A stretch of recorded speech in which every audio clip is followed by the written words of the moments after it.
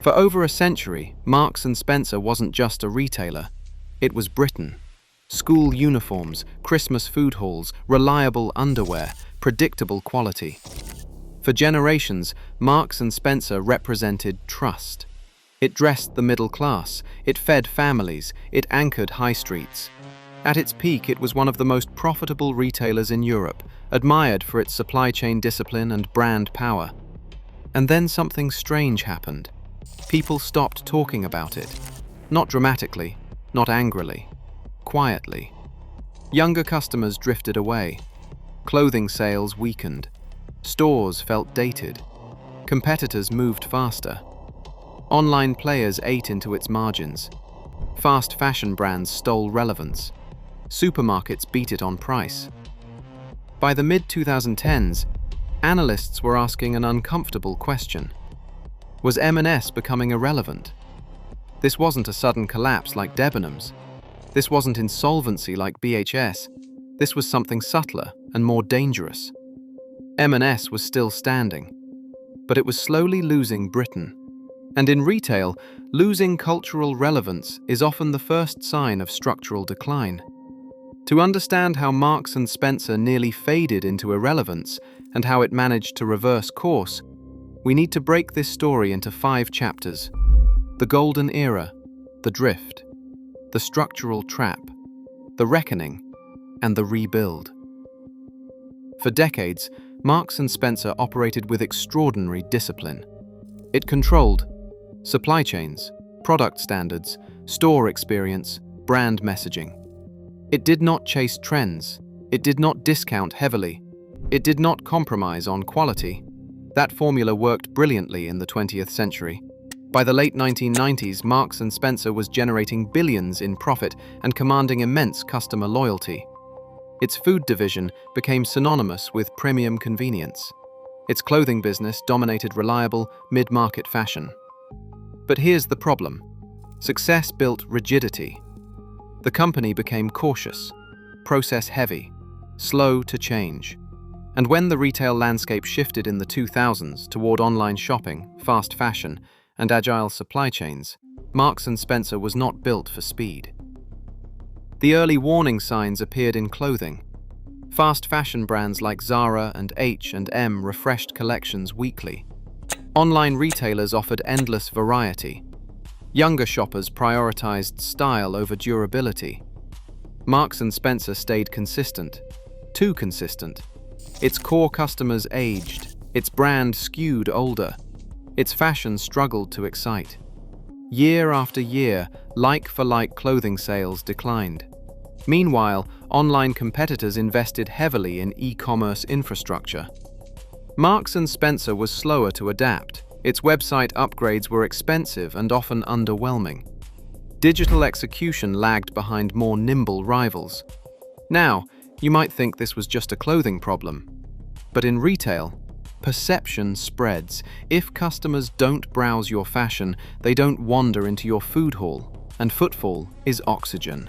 Marks & Spencer wasn't collapsing, but it was drifting.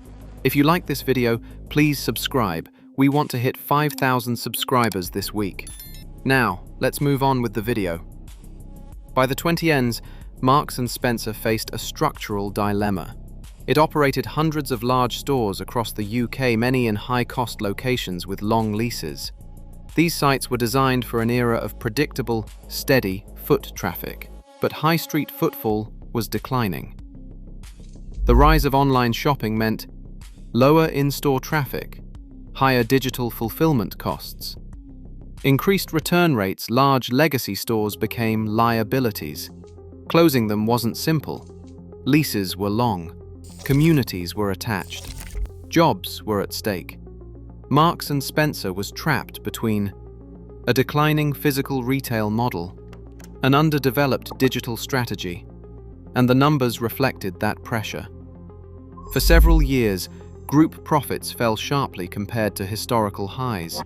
Clothing margins compressed, store impairments mounted. Investors grew impatient. This wasn't bankruptcy territory, but it was stagnation. And stagnation in retail is often more dangerous than collapse because it drains energy slowly. Eventually, incremental change was no longer enough. M&S began announcing store closures, dozens at a time. Underperforming high street locations were earmarked for shutdown. Food and clothing were rebalanced. Capital was redirected toward online capability. The company also entered a transformative joint venture with Ocado to strengthen its online food offering, replacing a long-standing partnership between Ocado and Waitrose. That move signaled something profound. M&S was willing to break with tradition. But the reset was painful. Redundancies followed store closures. Restructuring charges weighed on profits. Short-term performance suffered. During the pandemic, the pressure intensified. Clothing sales were hit hard. Lockdowns crushed footfall. Revenues dipped significantly. In some reporting periods, profits turned into losses. Yet this crisis accelerated decisions that might otherwise have dragged on for years. Under new leadership, M&S focused on simplifying clothing ranges, improving supply chain agility, upgrading store formats, investing aggressively in online. The old M&S, slow, cautious, incremental, began to shift. Here is where the story becomes unexpected. Instead of fading into irrelevance, Marks & Spencer began showing signs of strength. Food sales surged, digital revenue improved, clothing quality perception recovered, operating margins stabilized. In recent financial years, Marks & Spencer reported significant profit improvements compared to the depths of its stagnation phase. Investor confidence returned, the share price strengthened. This was not explosive growth, it was disciplined repair.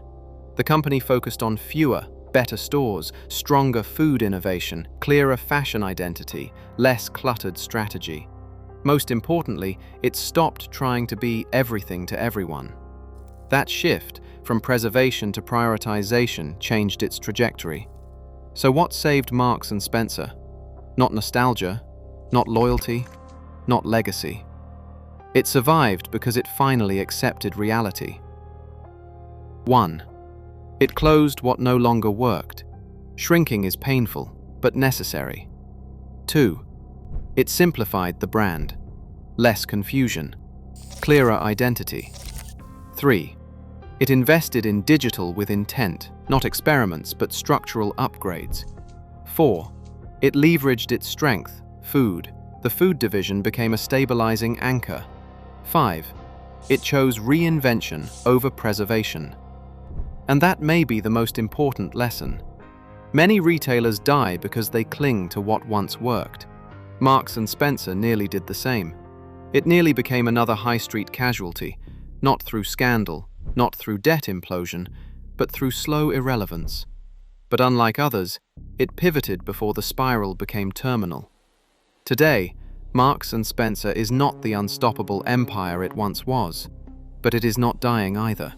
It is leaner, more focused, more self-aware, and perhaps more dangerous than people assumed.